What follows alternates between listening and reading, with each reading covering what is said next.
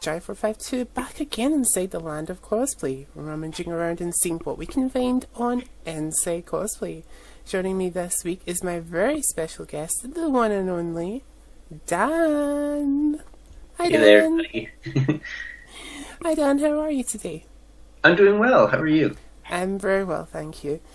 So we're just going to jump right into the thick of things, and I'm going to ask you, when did you first start cosplaying? It would have been the fall of 2003. I did my first cosplay as Zuko. It was one that my mom made for me. So I didn't start making cosplay until exactly a year later. But the year before was when I went to my first convention, and I was also in cosplay. Awesome. So how old were you when you first kind of started cosplaying? I would have been 25. It sounded like the start of a song there. I would have been. Sorry. So, who or what inspired you to do such a thing? I don't think there was any specific cosplayer that inspired me to do it, but a couple friends of mine that I started cosplay with had never done cosplay and had never been to a convention, so I forget who it was, but someone just said, let's try cosplay. So we just started that way, and then a while later I started meeting cosplayers and finding them online. So I guess my inspiration to start would have just been from the characters I liked. I didn't really know of cosplay right up until 2013. Okay. Given that you've been at this for a little bit longer now, is there any particular cosplayers that do inspire you? Yeah, one, she goes by Riddle. I met her when I was in my first cosplay that I actually made, which was another Zuko cosplay. I met her at HalCon and just walked up to her booth and started asking her questions about a prop she made, and she was just so kind to me and willing to give me all this information about her process that I just was kind of inspired by her. So I looked her up online and have been following her ever since. And then there's people like her and Bill and Brittany from Punish Props in the States, Evil Ted and Zon Zon Zombie. Those are my inspirations right now and have been for years. So the first person that you mentioned there, Riddle, does she still cosplay to this day? Yep, she does, yeah. Awesome. And there you go, guys. If you're a fan of dance, you'll know who the person is that you can say thank you to. You can essentially thank Riddle, because she started all this. Yeah. So, my next question for you is a little bit of a challenging one. Sure. And we'll split it up into two parts. So, what has been the most challenging cosplay that you've done to date, both from the making of the costume and from the acting side? Because there's a little bit of acting involved in cosplay, whether it be how a character moves, or how they speak, or just generally how they would interact with the public. So let's talk about the costume side first. To date, who or what has been the most challenging cosplay that you've done? I'd say it's kind of tied between two. One being my Arkham Knight Robin, and the one that came after this, which was the Red Paladin of Voltron, Keith. Those were the most challenging to make because I couldn't find templates online, so I had to just freehand it and just make it up as I went by just looking at photos. So those were the most challenging. I think more so the Voltron one, because that was the first time I worked with lighting and electronics in a suit, and that one was a lot of trial and error to get it to work properly and deconstruct. Now, in terms of kind of being the character, well, luckily the particular Robin that I was cosplaying as is kind of like the geekier Robin. It's Tim Drake, so I'm already him. I am. So that was not a challenge at all. But I did have to kind of get used to, you know, superhero poses and everything every time someone took a photo, but that's not really a big challenge. With Zuko, I did Zuko for 3 days at HalCon in 2014, and I decided after the first day that I would try and really be in character. And for those of you who don't know, Zuko is a very, very angsty boy, and he's kind of rude and short-tempered, so sometimes people would compliment me, and I would just say, mm-hmm, or just like kind of brush them off, but not meaning to be rude, just I'm giving them the character, and pretty much every time they would be excited by that. And so I guess it's not really a big challenge acting-wise, but the making is the biggest challenge for me. Have you done have you thought of any particular character? Like, obviously you're saying the Tim Drake one was the easier one of the two because you're already Tim Drake. I think we all can associate that one cosplay that we're definitely, okay, we're this character. Right. For me, one of my friends is dying for me to do Max Caulfield from Life is Strange. Mm-hmm. And I don't know how or why, but I can slightly understand what he means by that because I have a lot of like similar characteristics as her. And I don't know if that's a good or a bad thing. So I'm like scanning that and going, is that a comment or an insult? Because I know it's a massive big game. It has a great following. Yeah. So I'm just kind of like, you know? Yeah. Has there been any character that you've done that you just feel is completely so far removed from yourself and you were just kind of wondering, how am I going to do this character? Like, you said that Zuko was a character that you were always willing to do, you know, but at the same time you were kind of like, kind of having to brush people off because that's who the character is. Yeah, I think Zuko has a huge arc in the show, so I can act as him in season 3, which, and I don't want to spoil anything for anybody, just watch it, and it's a lot like me. But in the beginning of the show, he's very short-tempered, and he's very rude, and kind of tunnel vision on his goal, and that's not me in everyday life. So I wasn't, you know, delivering full lines of his, but just trying to be him, that was a bit of a challenge. Awesome.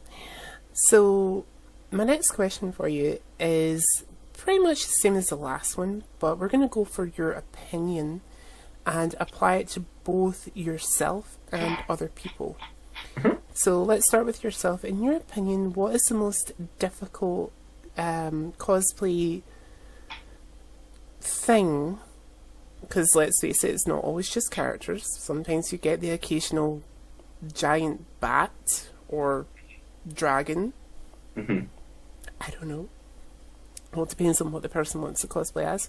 Or a character to cosplay as, both from a creation of the costume point as well as the acting side as well. So since we started with the costume side last time, let's talk about the acting side. So for you personally, what is a character that you would need to do some serious research on before even attempting?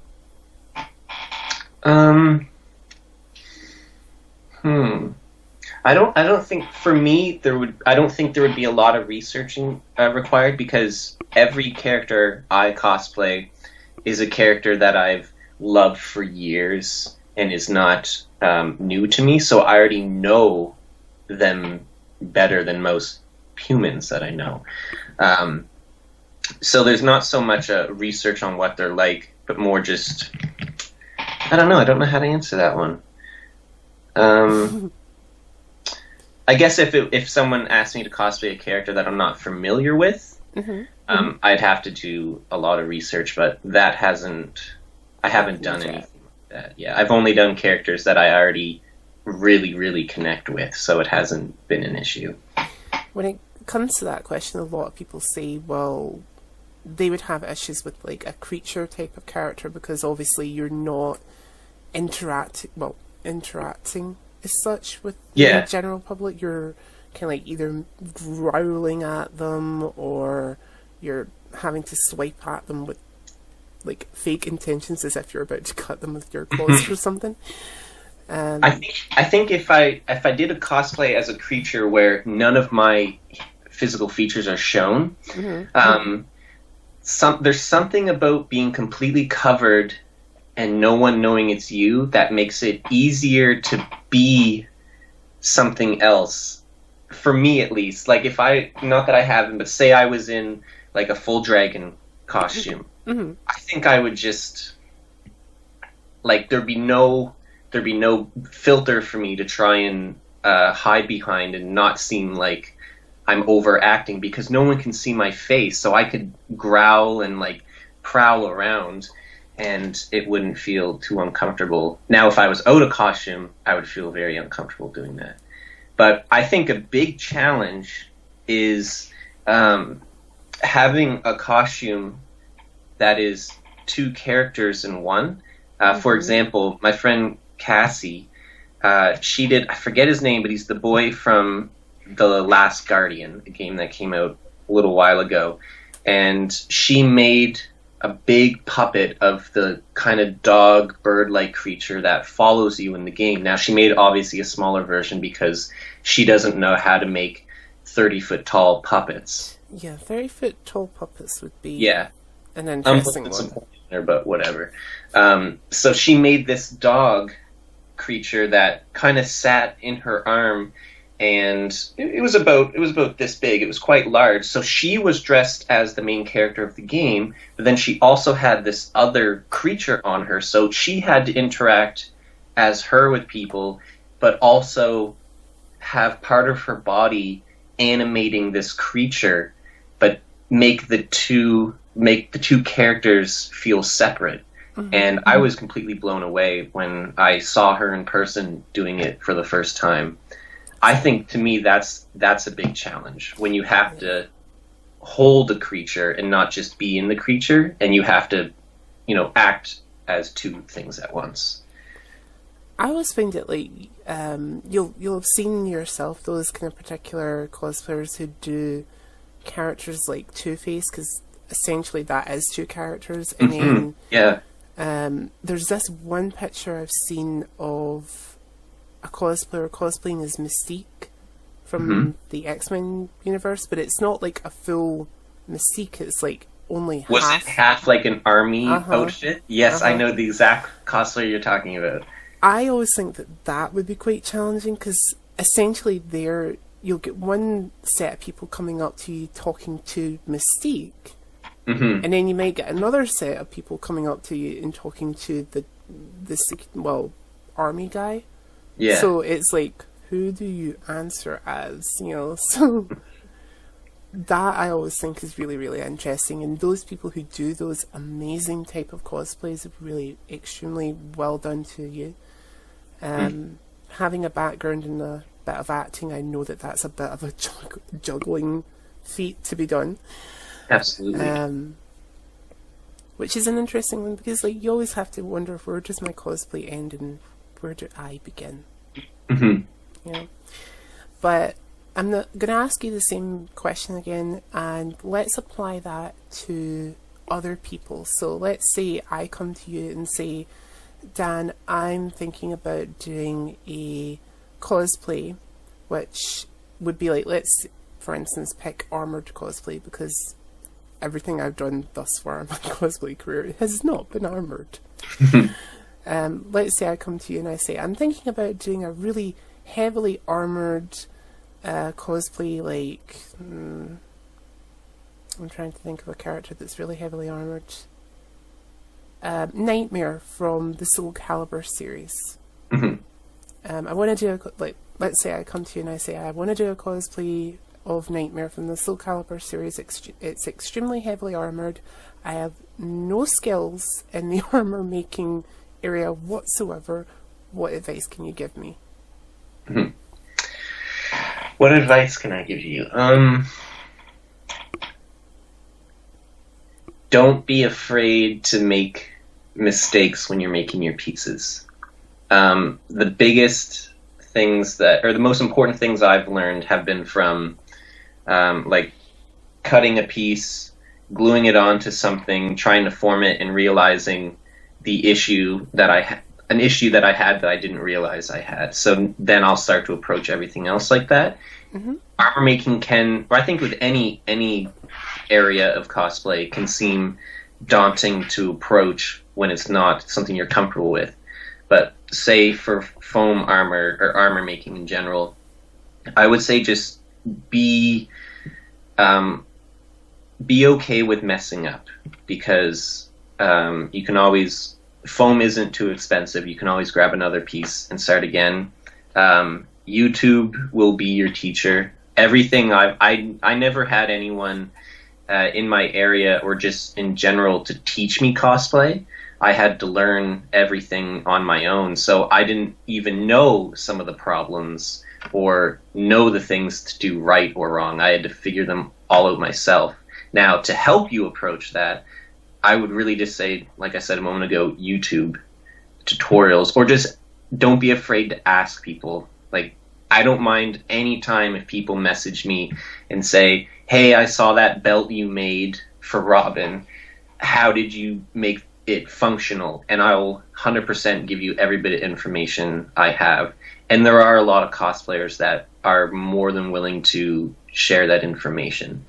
Armor making can seem daunting because some people think you need a whole lot of tools, like power tools and other things. Those things are nice and they help, but as long as you have a heat gun, a good adhesive, and a good blade to cut with, you've got everything. Those are the main tools you need to get started. Does that answer the question? Sometimes that's good. Okay, so let's say again I come to you and I say, okay, Dan, I am thinking about cosplaying. Let's see, someone like Spider-Man. Mm-hmm. I'm trying to be diverse here, if you can't tell. Well, not necessarily Spider-Man. A character that is like really animated. Yes. You know, very, very loud. Like it's a complete. Like Deadpool or Harley. Yeah, like a character that is extremely vocal. Yeah. Yeah, really extremely vocal. And let's say you know me as a not very vocal person, and kind of like you would think, why are you wanting to do this character? Because it's an extreme difference from what your personality is. What advice would you give somebody to who wants to do something like that, like who wants to do a character that is so far removed from them as a person? I would say do it anyway, because one of the beautiful things about cosplay is that, and I know not everyone might think this, but I think it's fun to do your version of the character. So even if it is someone like Harley, who, you know, is always talking and really loud and just all over the place, there's nothing wrong with being like a more quiet Harley. Like, I'm sure she has her quiet moments, because no one is going to expect you to be exactly like them. So if you're comfortable with just wearing the cosplay and just being you as Harley or Spider-Man or Wolverine or anyone, just go for it. You don't have to, you know, have the same mannerisms and way of speaking as they do. But if you want to, just practice at home, maybe, like, as silly as it sounds, like to yourself, or even like, I talk to my cat all the time, and sometimes I even it sounds crazy, but I'll literally bounce ideas off my cat, and things that I would be nervous to ask somebody else. Get a cat? I don't know. I might not have the best advice for everybody, but my overall opinion on cosplay for a lot of things is just it's okay to be you as the character. Um, I don't know how to go on from that. I think like when you do characters that are really far removed from yourself, you do need to take your performance with a bit of a pinch of salt. Mm-hmm. You know, because obviously you are attempting to do a character that isn't who you are as a person. Yeah. And it's okay to make mistakes within that character, or to maybe do something that character wouldn't necessarily do. Like, the biggest issue I've had since starting cosplay was doing my gender bent Poison Ivy. Mm-hmm. Now, Poison Ivy's a very forward type of person. Yes. Yeah? And I was trying to like think, how do I apply that to a man but still retain some form of masculinity? You know? So it wasn't like I was just going to run up to people and hang all over them and be like, ooh, hey, but they're lover boy, you know, because that would just be rude. So I found that what I had to do was accentuate a lot of movements that I was doing, like poses and such like, and make it seem sensual but still strong at the same time. Did not go over well, but at the same time, it worked for what I was trying to do. Yeah, you know? and that's all right. Doing Harley's voice. Now, this is before the Suicide Squad came out. I had no idea how I was going to mimic Arlene Sorkin or Tara Strong. Mm-hmm. So I was like, okay, I can somewhat get their pitch sometimes, but I couldn't do that on demand. If I wanted to do that on demand, I would need to have been training for many, many years beforehand. Mm-hmm. And ever since watching Margot Robbie's interpretation, I'm like, okay, so if need be, I can slightly slip into this kind of almost New Jersey accent. Mm-hmm. And it works. Yeah, you know? it does work. When you're doing any particular cosplays or anything that you necessarily do to get into that type of character, like for vocal exercises or anything like that? No, for me, not at all. But that's the characters I do aren't really outgoing with their personalities, other than maybe Zuko, or maybe he's just angry. He's not really outgoing. I haven't had the need for it yet. Is there anything that you do to get into that character mindset? For Zuko? Any of your cosplays, really? For Zuko, if I had to really get into character for him, I would just think about everything that makes me mad, and every person I want to prove something to. Mm-hmm. That's what he's like, especially at the beginning. Awesome. And for Robin, I don't have to. I've never made myself prepare anything like that. Specifically mine.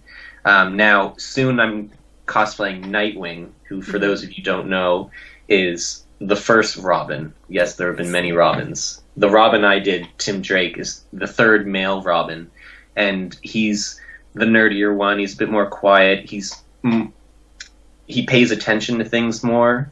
Like, he thinks before he acts. A lot of times, Nightwing, also known as Dick Grayson, sometimes acts before he thinks. He's a little more show-offy, and everything's a joke to him at times. So I might have to, if I want to portray him like he is in the shows or the comics, I might have to try and pep myself up a bit while getting into cosplay. Awesome. There was one line of dialogue that I did when it came to Harley, which was, come on, Puddin', don't you want to rev up your Harley? Vroom, vroom. And if it wasn't that, it was a line of dialogue, and I do this with my cosplay partner in crime who wants me to do Max Caulfield. When he does his Joker, he will say, "Oh, Harley, you're the sweetest tool in my box." And I'm like, "Ah, Puddin'." That's perfect impersonation. That's after I've actually had a hot drink. So we have the next question, which is our 2 types of Comic Cons that we can go to throughout the year. We have our big once-a-year ones, which would be the equivalent of San Diego or New York Comic Con. Them big cons. The big one, yeah. And then we've got our smaller, more local ones, which happen every 2-3 months, depending on where you are in the world. Yeah. I know at least one person who lives in the States that told me they could go to a Comic Con every weekend if they wanted to, and I'm like, where do you live? Do you have room in your house? Yeah, America has a lot of conventions, and it's the one thing I'm jealous of when it comes to Americans. Yeah, I have, like, I live in Canada, in Nova Scotia, and our big con here, which is a yearly one, is HalCon. It's not anything like San Diego Comic Con or New York Comic Con or anything like that, but locally it's pretty big. Like, has a huge turnout. It takes up the whole building. So I do go to that every year, but I have friends who can go to a convention of that size, like you said, every weekend, and then every other weekend go to a giant convention like New York, and then after that would be Hallmat, or, you know, there's Katsucon, DragonCon. The list goes on and on and on. Which out of those 2 types of Comic Cons, like the big once-a-year ones and the smaller, more local ones, do you prefer? Do you like the bigger ones, the smaller ones, or do you like a blend of the two? Well, I love all of them. I haven't been to a lot of small ones, so I'd like to go to some more of those. I think I'd say the big ones, though, just because for big conventions, it's usually like a multiple day thing for me. To me, it's vacation. Where a smaller convention is sometimes just like an afternoon on a weekend. Or so I get what you're kind of saying there. For me personally, I like a blend of the two, because I always feel the bigger ones, and I know people in New York are going to hate me for this, but the hell with it, guys. It is what it is. The bigger cons tend to suffer from what I like to call a New York minute, where if you meet somebody that you know and you somehow manage to recognize them in cosplay, you get all of like 5 seconds with them. So it's a kind of case of, hello, how are you? I love your costume. Bye. Yeah. You know, and it's not that you're being mean, it's just that they're either being called away to do a photo shoot, or you're being called away to do a photo shoot, or some other random person, number 3, runs up to you and says, I want photos with only you. And that's either you or your friend. So you don't want to be rude to that other person, but at the same time, you kind of want to have a conversation with your friend. Yeah. At smaller cons, you don't get as much of that, I feel. But I'm not slapping the bigger cons in the face, because sometimes you do get occasionally a chance to speak with a friend. It's rare, but it does happen sometimes. I think it all depends on how popular your cosplay is at the time. Yeah, that's a very good point. I have gone to some smaller conventions where it was nice to, you know, take a few photos, but then run into an old friend and hang out with them for like 30 minutes or more. And some people might come up and say, can I get a photo? And I'll step to the side, take a photo, but then join back in, where sometimes at bigger cons, there isn't the space for that, to kind of manage something going on in 2 areas. Although I love big cons the most, for me, one downside is if you're trying to meet up with a cosplayer that you know through Instagram and you've been Instagram friends for years, sometimes it's hard to find them, depending on the con. And I think with a bigger con, you need to sometimes go in with like especially if you're going to be interacting with specific people, you need kind of a game plan, because they could say, yeah, I'll meet you at this time, but then they might get pulled off for a photo shoot and they'll be late and you'll go looking for them, then they'll show up. That has happened to me before, and it's harder to track them down. Communications at Comic-Cons are not easy. Like, I've had the same issue before. I was at the most recent big con that I was at. I was meeting up with a friend of mine, and they were only there for a few hours, and by the time we actually got there and found them, it was like they had 2 hours and then they had to go.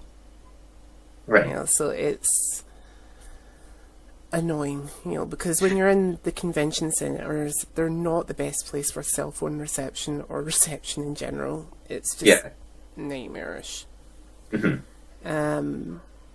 But yeah, I can understand that one particular aspect. So when you're at these cosplay events, what is the one thing that you're most excited for, and the one thing that you still kind of are, or maybe not so much anymore, find the most nerve-wracking? The thing I'm most excited for is just meeting people as enthusiastic about a particular fandom they love as I am. And that kind of expands to my entire life. But meeting someone who is super passionate about something they love, like a particular character, it is so nice to see like genuine excitement from them. Mm-hmm. And it's even more fun if you are cosplaying that character that they love. So that, and getting to see my cosplay friends that I only see maybe once or twice a year, to get photos together or just hang out. To me, that's why I go to conventions. Now, there's people that go for other reasons. I also love conventions that have a lot of local artists. Mm-hmm. That's another big draw for me. I haven't gone to a lot of panels because sometimes you have to wait for hours to get in, and that wait time might have overlapped with like a scheduled photo shoot or a scheduled meetup. So I've kind of kept my convention schedule to meetups and photo opportunities with people.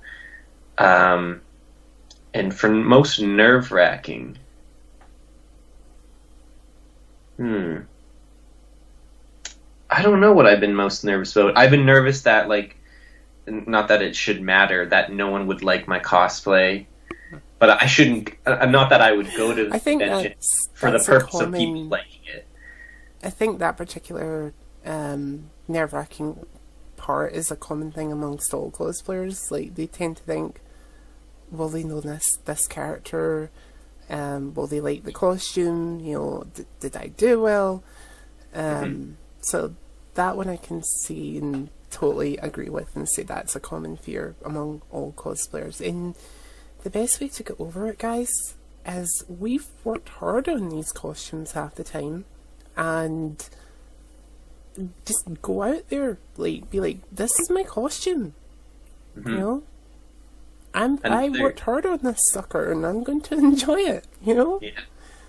Another one that I do, which is very stupid, is when I'm getting to the finishing point of a cosplay, and usually for some reason I do this with every cosplay I build, it's always a completely new way of doing cosplay for me, so it's like I'm starting again with each costume, and there's, like, I'm using a different material than the time before, so I get really nervous that, you know, I'm not going to be able to do it, and then I struggle and struggle and struggle, and I make it happen, and then right before the con I go, what if there's someone there with the same costume and it's better than mine? And I put all this stress and work into this, but then I have to remind myself, that's stupid. You're not going into this to be the best of a particular thing. So that's always the most daunting thing for me, and it's really dumb, and no one should think that way. So, you know, I'll tell you a little funny story. Well, a story here. So, my first time going to a convention and my first time cosplaying were the same year. Which some cosplayers might go, whoa, you know, that's what I did that's too. insane. Yeah. Because a lot of cosplayers advise go to a convention first before cosplaying and get a feel for what would be the I'm trying to think of the word, just like get a feel for how things happen within cosplay, basically. So my first time out, I did my classic Harley Quinn look, which obviously was not the jumpsuit, because I don't have the body for a jumpsuit like that. Only Harley can pull that off. So I did this kind of like black pair of trousers with red diamonds sewn in. The Heath Ledger pure white t-shirt, but with his face and lips on it. A handmade coat with I think it was like latex collar on it. But it was all like black and red and had various diamonds on it. And I think it was just like netted gloves that I had for my hands, and that was it. I kind of went off and did my Harley thing. So that was as close to the classic one I could get, and I kid you not, I could not move 5 feet without somebody stopping me and wanting to take a picture. And I was like, okay, this is fine. I was told people will want pictures, so I was prepared. But I bumped into, like, the whole time I was there, I thought, oh, I must be unique because I'm the only male Harley here. Bumped into another person semi-dressed like Harley. They were doing a new 52, whereas mine was more classic. So I got speaking to them for all of 5 seconds. And I said to him, have you been, like, not being funny or anything, but have you been stopped as much as I have this today? And he's like, no. And I'm like, okay.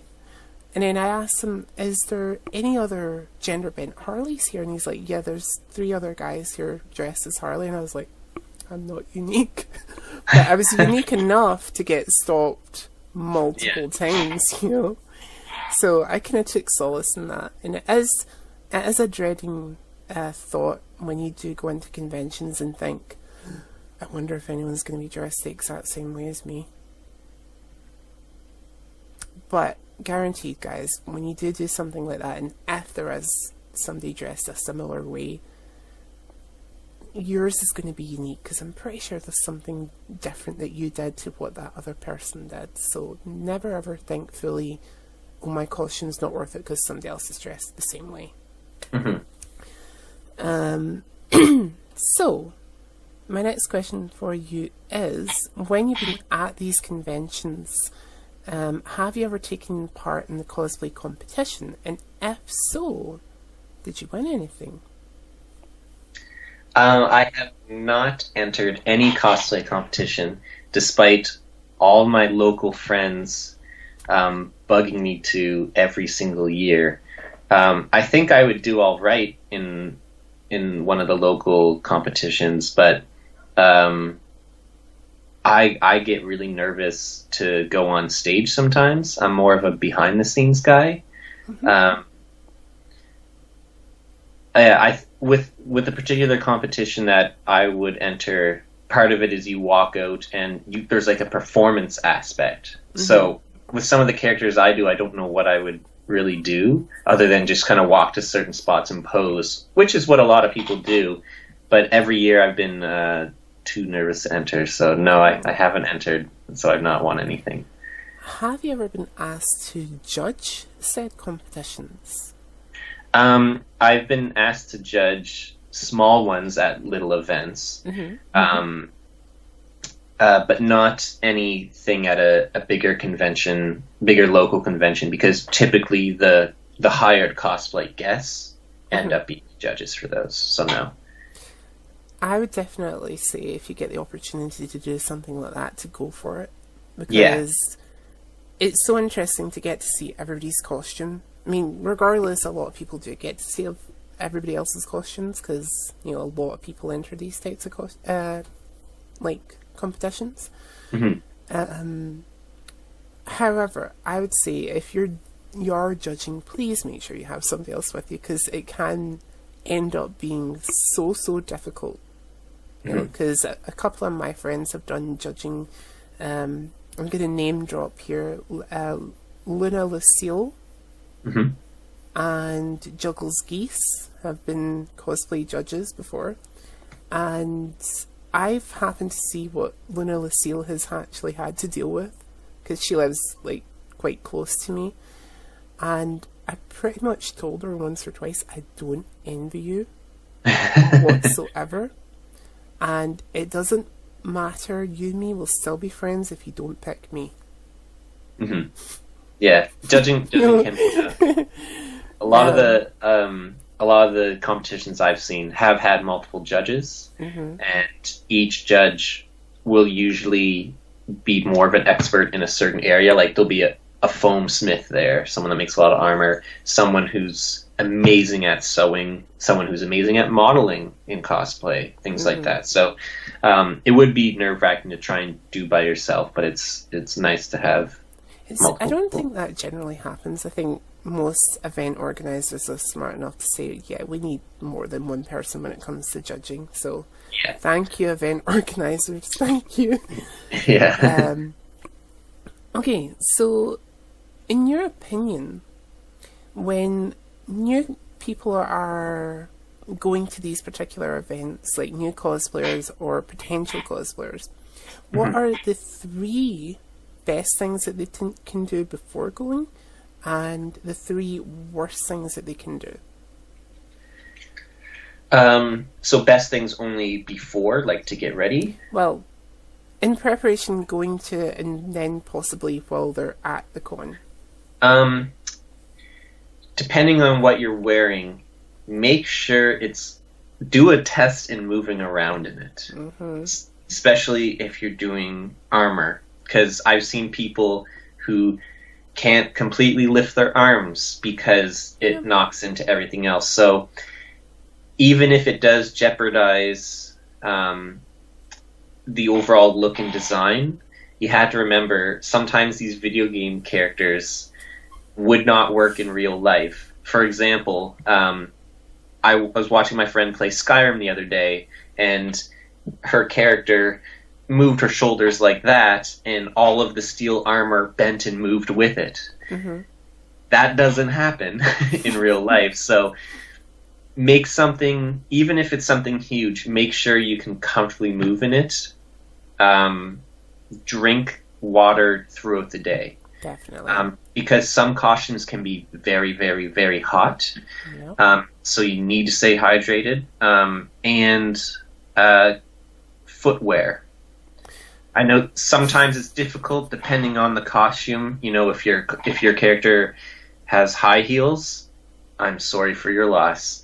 But you're going to have very sore feet. You know? And some people might have, you know, armored shoes that have to be very thin, so you can't wear very comfy shoes. But maneuverability, hydration, and footwear, I think, are very, very important. So I'm going to talk a little bit about all 3 of those, because I do have a story that connects with this. So that first con that I was at, I entered the competition, and I was standing between somebody who's cosplaying as Lady Death from a video game. Don't ask me which one, I don't know, and it's been a while since I've seen her.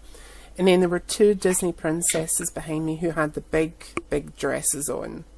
You know, the Cinderellas and the Belle and all that kind of stuff. So that type of dress. And I overheard the Disney princesses saying, "Oh my god, my feet are killing me," because obviously they're in high heels. And I'm like, well, my feet are kind of sore, but I'm running around in hold on, I actually have them here. I'm running around in these, you know, so these are kind of like flat shoes anyway. So that's kind of like why my feet were getting sore, because I was like slapping them off the ground every time I walked. Yeah. And they're like, oh, but you know, you should feel sorry for us because we were in high heels. The woman in front of me, who's done up like this really imposing, almost demon-esque Lady Death with a 10-foot sword, turns to them and says, "I'm in 6-inch heels. Shut up." And I'm like, I can tell you're in 6-inch heels because I looked at your feet before I looked at the rest of you. Yeah. And then it kind of goes on a little bit as we're still waiting to go through and such likes. And then these same two girls start complaining that they're overheating. And Lady Death then again turns around and she's like, "I understand what you're saying. I'm very, very hot too. If you're feeling dehydrated or dizzy, say to one of the attendants for a bottle of water." Because the attendants were walking up and down the line saying, "Is everybody okay? Anybody need water?"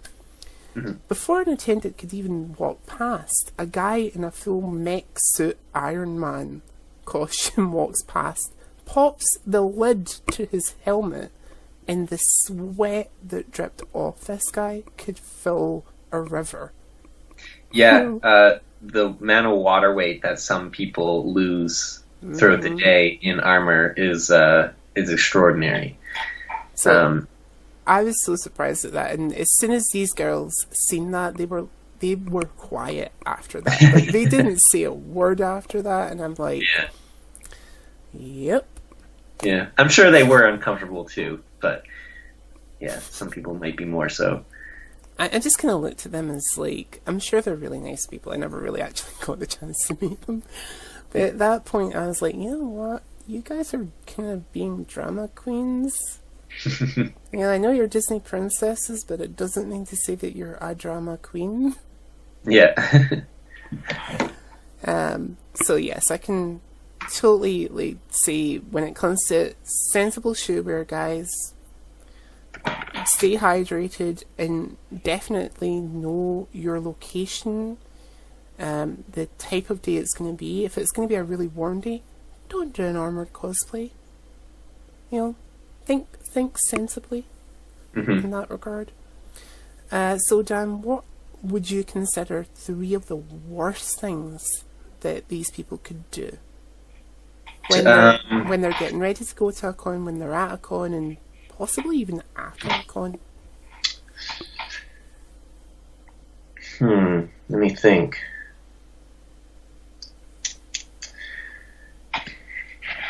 When, I guess,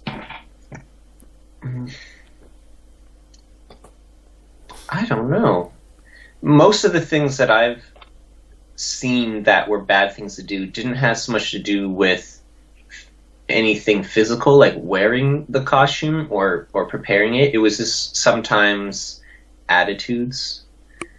Go for it. What would you consider really, like, 3 really bad things attitude-wise to do when at an event? If you're in cosplay and you see another cosplayer being the same character, I've seen people be a little harsh and judgmental without it being a necessary thing at all towards the person. So don't do that. Everyone's there to make friends and just be happy in their costume that they spent hours and hours and hours making. Keep that in mind, that even if someone's cosplay is not to the level of yours or someone else's, it might not look as polished, or the paint job might not be as accurate. They probably had to teach themselves how to do that. So always keep that in mind, that everyone has different skill levels, and there's only so far you can go, especially with your first cosplay. Exactly. Yeah, so I guess don't be mean, and I mean that in outside of cosplay, everywhere in life. Definitely. One thing I'm going to add in here is, while cosplayers don't mind people taking pictures of them, it's always polite to ask the cosplayer. Yeah, I guess if you're out of cosplay or in cosplay and you see a cosplayer you want a photo with, pretty much all of us are more than happy to pose for a photo for you or pose in a photo with you or something. Since we worked so hard on our cosplays, we obviously want to look good in it. So if you're snapping photos while we're eating a cheeseburger and trying not to get sauce on our armor, it's probably not going to look like a flattering photo. No. So you can go up and just say, hey, do you mind if I get a photo of you when you're done? And we'll probably be more than happy to be like, yeah, I'll be done in just a minute. Or if you see someone in the crowd and you want a photo of them, don't kind of zoom in and take the photo, because they might have not been expecting it, and they might not be, posing the way they would want to be presented in a photo. So it's always nice to just ask first. Definitely. Especially on the when cosplayers are eating, guys, generally that's a private moment. Yeah. You know? And a lot of times we don't have we have to take everything off, or half of our costume off, to either just relax or to eat or, to do anything else. So if you're taking a photo of me and I have my cape off and my mask off, that's not the way I want to be presented as Robin. I want to be in my full getup. So I guess just wait for that. Definitely on that one. Like, give the cosplayer time to do what they're doing. Mm-hmm. Especially if eating, because there's nothing worse than having a half big monster cheeseburger in the way while you're wanting a picture of the individual and you get half of a cheeseburger. It's like, Mm-hmm. Anywho, moving on. Let's move to a subcategory question, which is age differences. Now, I'm first going to ask you this little small question. Do you do any particular cosplay that is geared to either a younger or older audience, and from what age you are right now, or do you do cosplays that are specifically geared to any age group?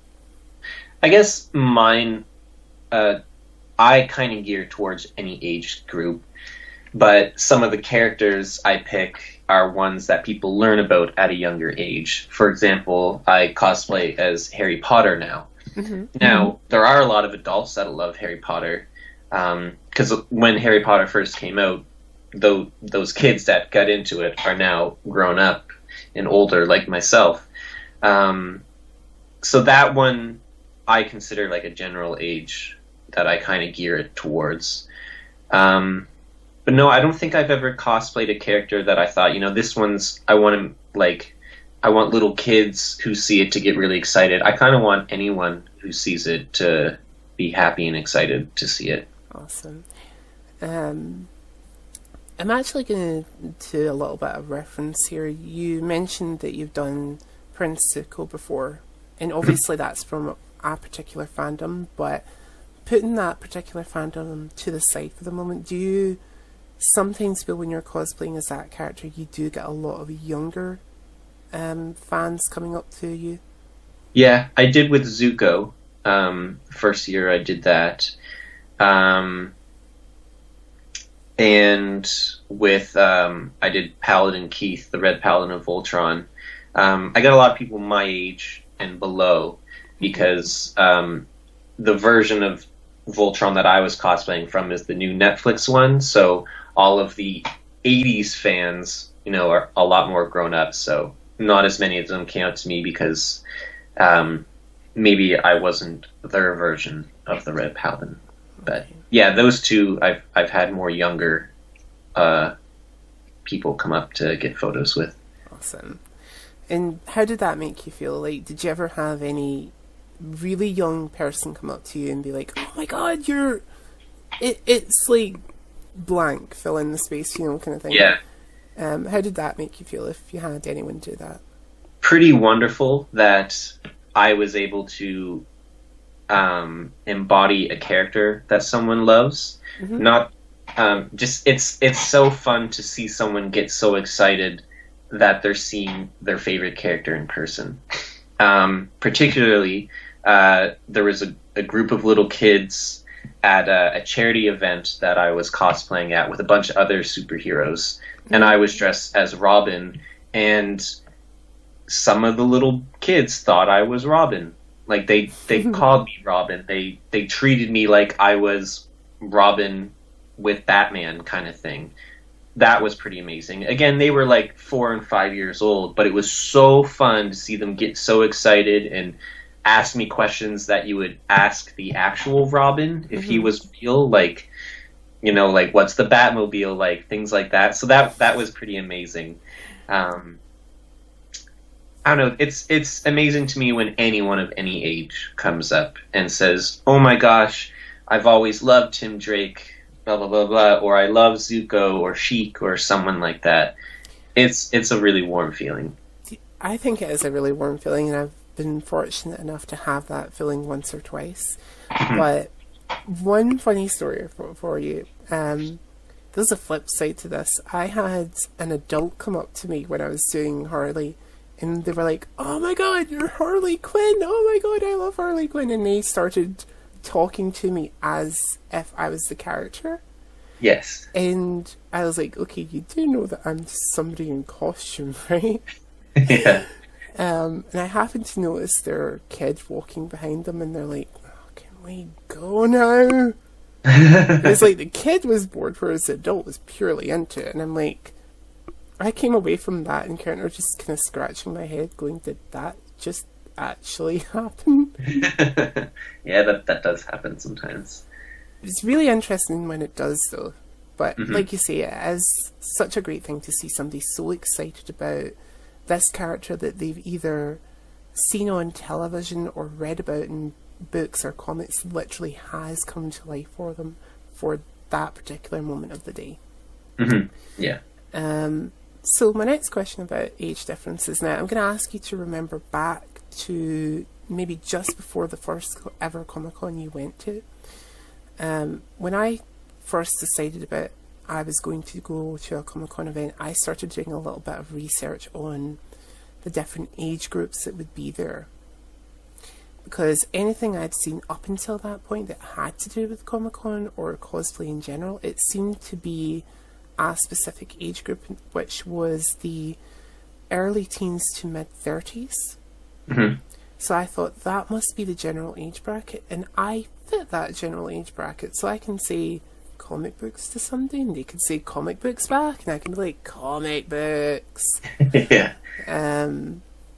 But when I went to Comic-Con, I was so shocked and amazed to see it's people from all walks of life. It's babies that are only months old, people who are almost 1 foot in the grave, you know, all walks of life, all age groups. Absolutely. When you first set in your mind that you were going to start going to Comic-Cons and such likes, did you have a similar mindset when it came to what age groups you might encounter? I think so, yeah. I think I expected it to be, like you said, mid-teen to mid-30s. And I knew there would be other people there, much older or much younger, but when I went to my first convention, being HowlCon, it was so cool to see, you know, people 3 times my age in cosplay or there with a table or a booth advertising or selling, you know, shields or something they've been making their whole life, and they're just as passionate about these characters as I am. That was pretty amazing. And even seeing like little kids done up as their favorite characters, like their parents would make them a cosplay. There were times where it felt like, you know, everyone here has the same mindset, and that was really, really charming and nice. Awesome. Yeah. Okay, so my next question for you, again, it's kind of somewhat categorized, is all to do with the one thing that drives every single cosplayer up the bend and back down again, and literally would land them in Arkham Asylum if such a place existed. Yeah. Props. Props. Yes. The bane of every cosplayer's existence.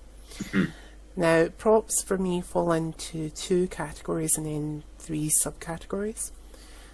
It goes to a Comic-Con. It goes to a photo shoot only. So, obviously, depending on what costume you're doing, it depends on the types of props that you have. But let's say you do a costume that has... well, let's actually talk about the 3 subcategories, I should say. You've got, oh my god, this prop is massive, it's breaking my back, and I hate it, but it is essential to the cosplay. These are things like your Buster swords, your Nightmare swords, or Your Harley hammers. your Harley, well, to a lesser extent, your Harley hammers, yeah. But definitely big, massive things that you just look at and think, how does any one individual lift that? You know.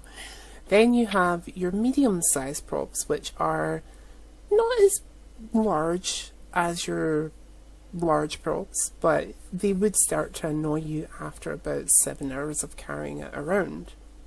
And then we go for the nice small props, which fit either in your pocket, in your backpack, or on your actual costume itself, and you're good to go. When it comes to doing a photo shoot, again, permitting whatever cosplay you're doing, which one are you more liable to take with you to the photo shoot? Now, this would be a photo shoot not done at a Comic-Con.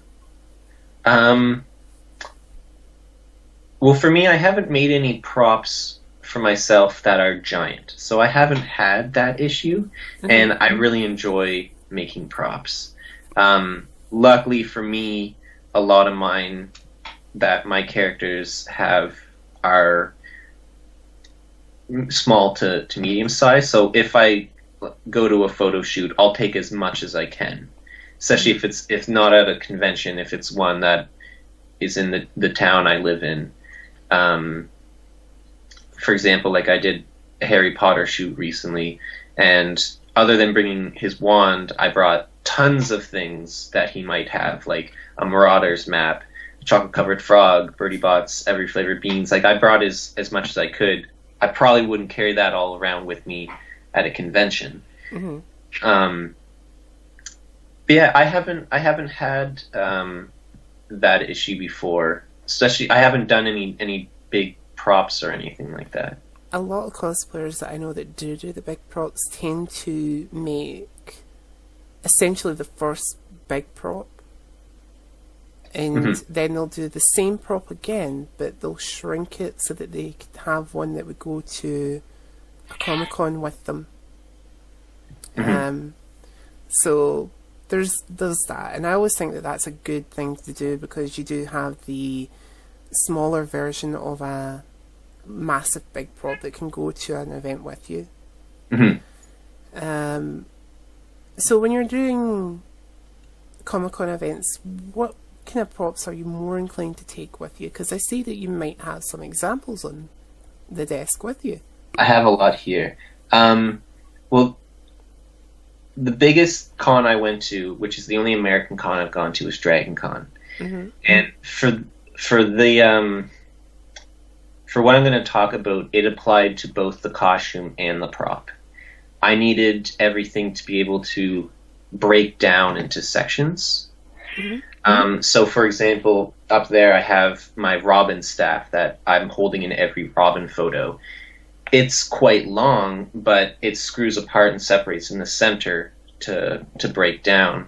And this armor here, everything can unclip from it and come off, and all of the other armor pieces can actually fit inside of the chest piece. So when I'm making a cosplay, I take those things into account. How am I going to transport this? Suitcases are only so big, so I have to now limit the size of the prop. So if I was doing a giant cosplay, like say I was going to cosplay Reinhardt from Overwatch, and I wanted to do a big version, like on platform, like shoes or on stilts or something, I would probably not fly to a convention and take that. I would probably drive to one, because that just can't go on a plane at all. Especially his hammer. It's like something like that. That has to break down into like 3 or 4 pieces. Definitely. To really work. Okay. We will be right back, guys. Yeah, so with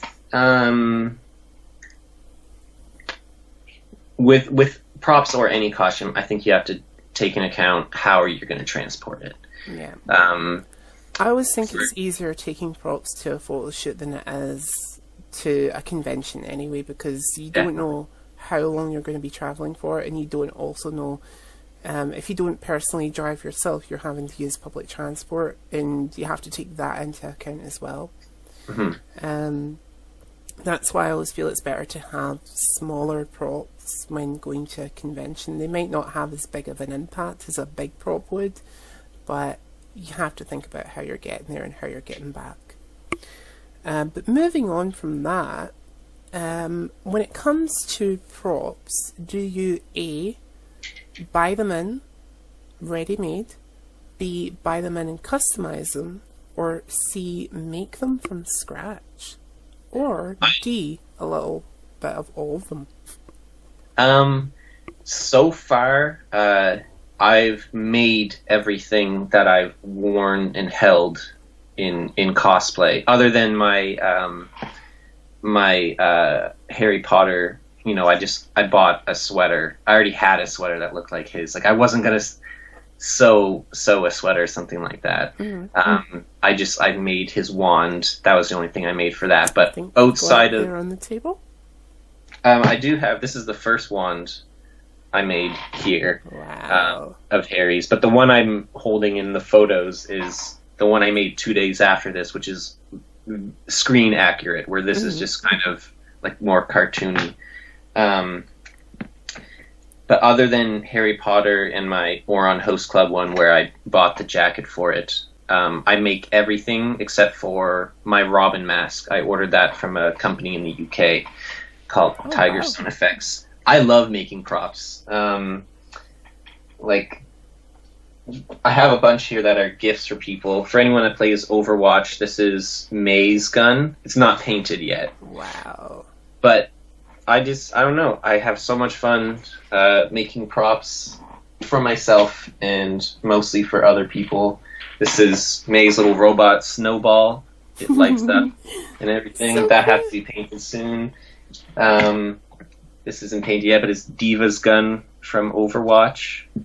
I don't know. I love making props. I know some people hate making props, and some people commission me to do it for them, and I'm more than happy to do that. Awesome. So when you're making props, what kind of process do you go through? Do you go through the talking to the prop, asking it why it's not working, and then eventually screaming at it and swearing at it like, prop, you're going to work, or you and me are going to have a major falling out? Or do you go down the same route and say, right, this is just a prop, I can do this, and if I can't, I can do it in a different way?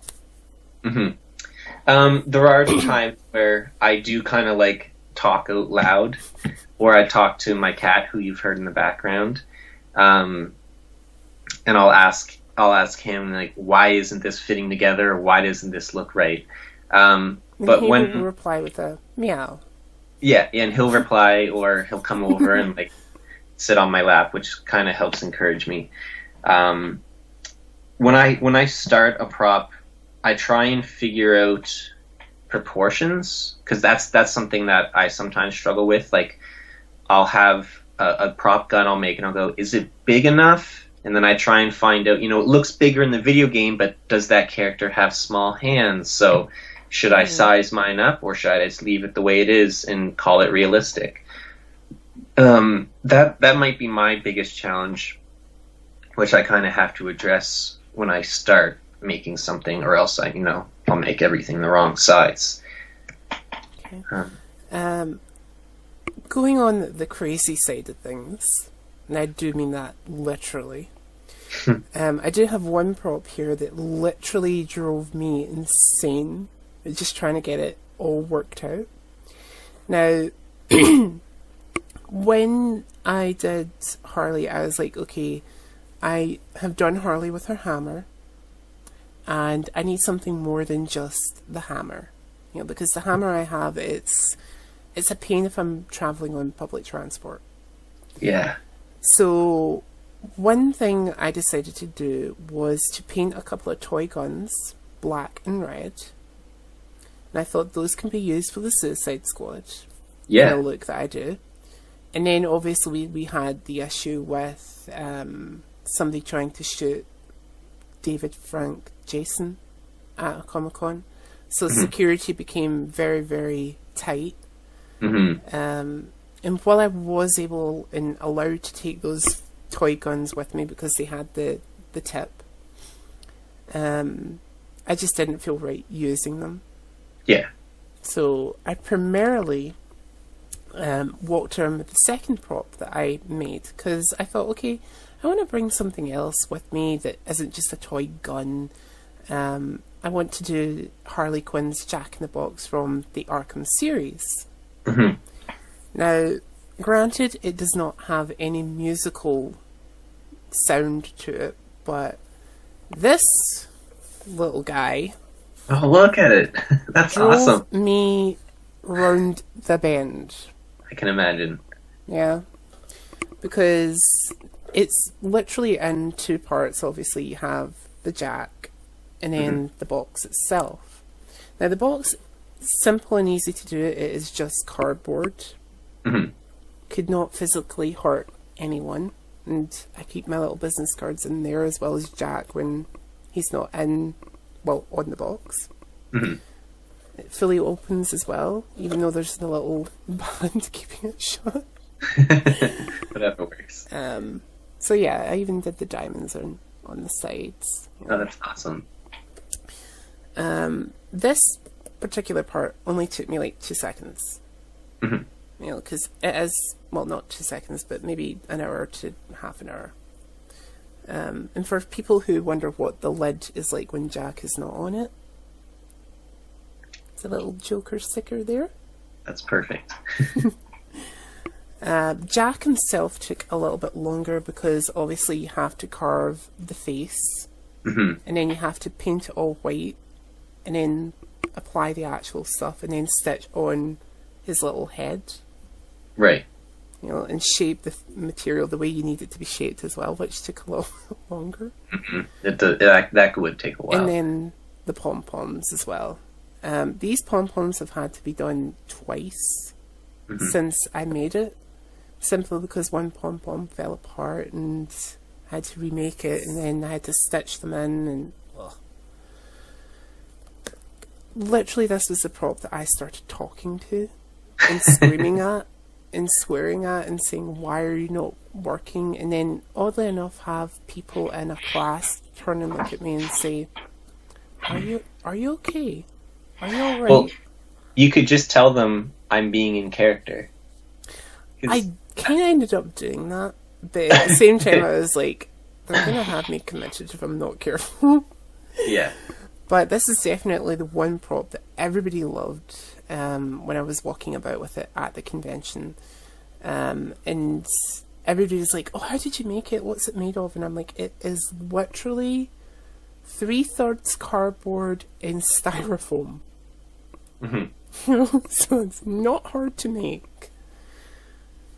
I kid. But figure out how to do it. Yeah, it is one of my favourite props, and I proudly display this in my room and be like, I made that.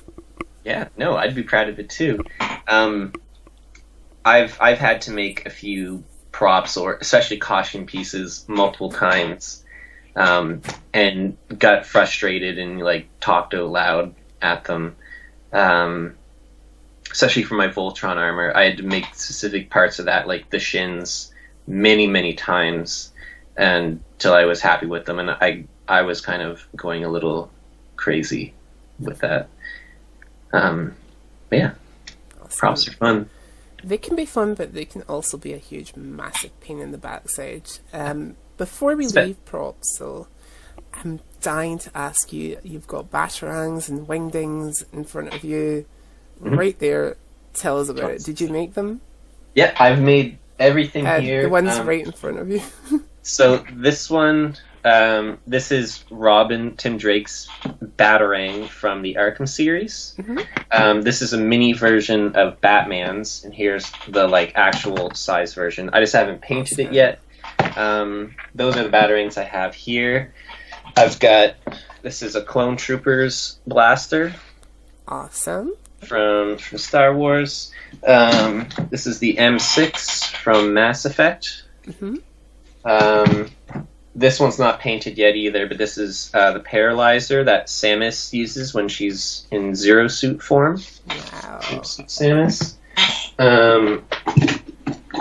I've got my Voltron helmet here that I made. It was the first helmet I made. Does it light up along the side there where the blue is? Yes. Awesome. Yeah, it all lights up. LED lights? Yeah, just LED strips. I showed you Snowball and May's gun there. Diva's gun, of course, which I showed you earlier. What else do I have around here? I've made a bunch of props for people, so there's photos of those online, but I don't have them here anymore, of course. Yeah. But yeah, I've been thinking of, just for fun, just for a wall display, trying to make as many of the different Batarangs that have existed. So say the one from the animated series and each one from every movie that there's been. It's kind of funny, like, I'm actually going to speak to you about the one that you're holding right now. You were mentioning that you're going to be doing Nightwing at some point. Yes. You've already got one of your props in your hand. Yeah, I know. His wingding is so scarily, like, the same as the Batarangs. Mm-hmm. You know, it is, so yeah. I was working on Nightwing before you called me. Yeah, on the Arkham Knight version, of course. Awesome. Okay, so moving along, what opportunities has cosplay opened up for you away from being in costume at a con or charity event? Because you've mentioned making props for other people. I'm assuming you're kind of mostly for me getting a small business out of that. Yeah, well, that's what I do right now, full time from home. Is I just work on cosplay commissions for people, between props and armor and things in between. It's kind of shaped my friend group going to conventions. Like my first HowCon I went to, I was dressed as Zuko, and I saw an artist at a booth, and he had drawn a bunch of characters from Avatar, so I was drawn to him, and I went up and met him, and he's a very close friend of mine now. And then my friend Sean, who does pretty much all of my cosplay photography, is one of my closest friends now. And had I not been Zuko, and had he not been a fan of Zuko, you know, we probably might have not met. It's also introduced me to a lot of people that I don't live near, but that I keep in touch with all the time. Like, I call them my cosplay family. They all live in Florida, and I live way up in Canada. But, you know, we've met each other once. We went to a convention together and stayed together. But I might be closer with them than I am with a lot of people, you know, that I live around here. So cosplay has created a family for me, like a maid family, and it has become a bit of a business for me too, in making and selling props for people. So those were the big ones for me, and I joined a group that does charity events and other local events that they're hired to go to in costume. It's not a paid thing, but I don't want it to be. It's where we show up, you know, to a hospital or to a TV event or something, and we're all in character, and kids and anyone can interact with us. So I wouldn't have the chance to do that had I not started cosplay. Awesome.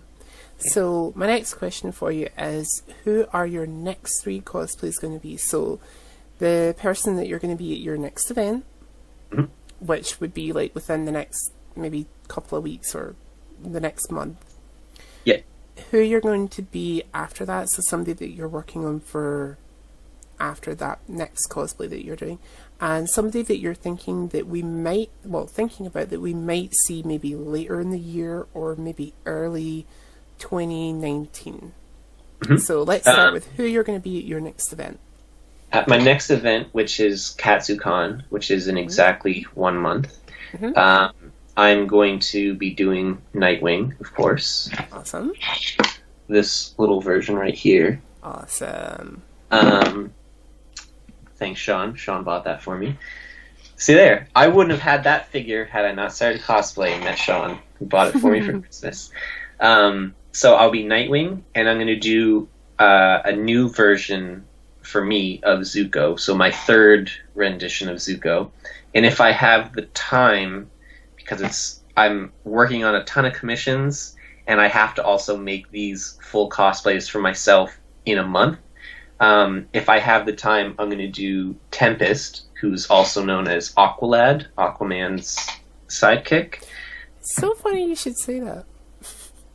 Why is that? Is that who you want to do too? No, somebody else I know and who I've just done a video with recently was showing off one of the props that they had, which was a big trident. And they were like, I'm not sure who to do because they don't necessarily have an Aquaman body type. Right. But they wanted to do an Aquaman related character. And I'm like, you could do this character.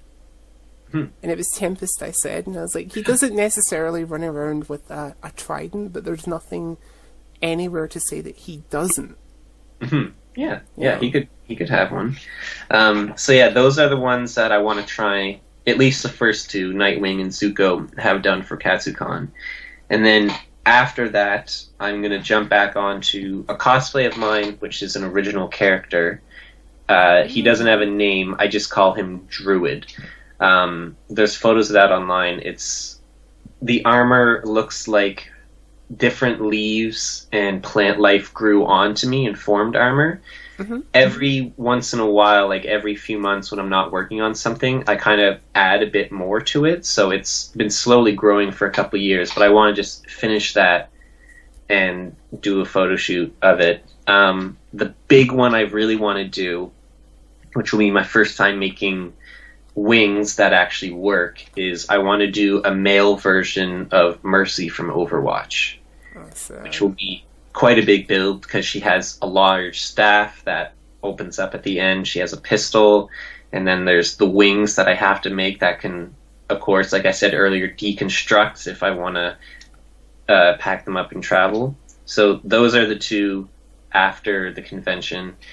And I'd also like to do Ezra Miller's Flash from the Justice League movie, because I really like his armor.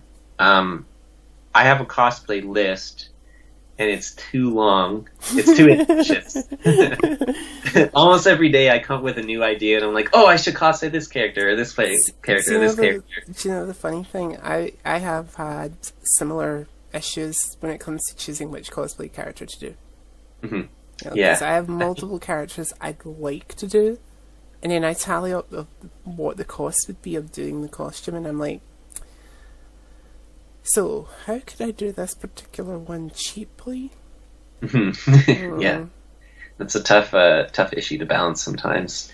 Definitely. So my last question for you is, what advice would you give to somebody who is new to cosplay but doesn't know quite where to start? It really all comes down to, who do you want to cosplay? You don't have to start with armor or sewing. You can start with either, or try a different form. With someone who wants to start in cosplay, like I said to you earlier, like if you're going to be making the cosplay, don't be afraid of making mistakes and then having to try again, even if it's multiple times. That might even make you love the outcome of the cosplay even more, knowing that you put a lot of work in it. So don't treat it as a competition. I've fallen into that mindset before where I think, oh, mine has to be the best one. It doesn't have to be the best in the world. Remember, it's a fun thing. You don't have to, like I said a minute ago, compete with anybody. And you don't have to have your first few cosplays or any of your cosplays come out completely picture accurate to the character. It's okay if the character you're doing wears a specific boot or shoe and you don't have access to that, and you need to make or come up with something that is similar. Like it doesn't have to be exactly what that character has. Cosplay is a very has a very broad spectrum, and Awesome. you don't have to be top tier. Awesome. So, with that being said, guys, I want to take the time to thank Dan for taking the time out today and spending it with us. If you have any further questions for myself or Dan, I think there's like, do you see it, Dan? There's like a comment section. It's like down there. Yeah, I see that down there. Hi, comment section. Please do put your questions in there, and myself or Dan will do our very best to answer these questions. Also, don't forget to give us a thumbs, because we love our thumbs. Always. That like This button, a one, little not tickle. this one. The one that goes up. The one that goes up. The green one. Yeah. We like the green one better than Yeah, that. this one will red give you a virus on your computer if you click it. Totally. So you have Totally. Also, there's a subscribe button like somewhere. If you click on that, you will be notified to all the content that I put out on my channel. Currently, there will be a brand new series that has recently started on my channel. Go check that out. Guaranteed, guys, you will not regret checking out that series. Also, if you want more cosplay content, check out other videos on Inside Cosplay, because guaranteed there's like quite a lot on there right now, you know. Also, if you for some reason want to see some gaming content that I have on my channel, I do have an Injustice 2 series going on, so do go and check that out, as well as some Telltale games. However, if you want more content from me, you can catch up with me on this lovely website called igameonline.net. As you can see from the business card, we do have a Facebook page as well as a YouTube channel. There are multiple shows on this website, guys, that you should definitely check out. We have our role-playing sessions, one that happens which is called Dragonlance. I suggest you check it out. It is fantastic. It's brought to you by the wonderful Faye, or Fayaz. She literally takes us through the world of Kryn, and we get to see what happens there. I myself are one of the characters in her story, so do go check that out. If you want more tabletop content, though, there is another show called Merp, where we jump into the world of J.R. Tolkien's Lord of the Rings, and you can see what's happening there.